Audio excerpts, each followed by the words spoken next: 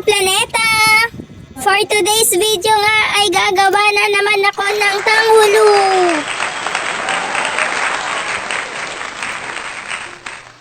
Una nga ay tutuhugin muna natin ang mga grapes, hindi si ate mo girl.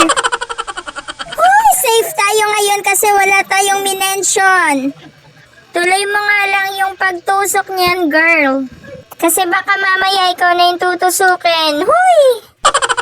Yung unang gawa ko nga po ay palpak. Gawa nga ng hinalo-halo ko yung asukal tapos wala pang tubig. Kaya ngayon ay nilagyan ko na ng Manila water tapos sinantay ko makaramelize talaga siya. At dahil matigas nga ang ulo ko, brown sugar na naman yung ginamit ko. Naku po!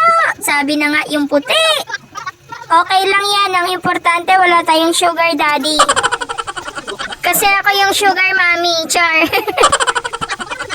Sa mga oras nga na yan ay excited na akong kumain ng grapes na may sugar. Ay, tanghulo pala, may mga perfectionist pa naman dyan.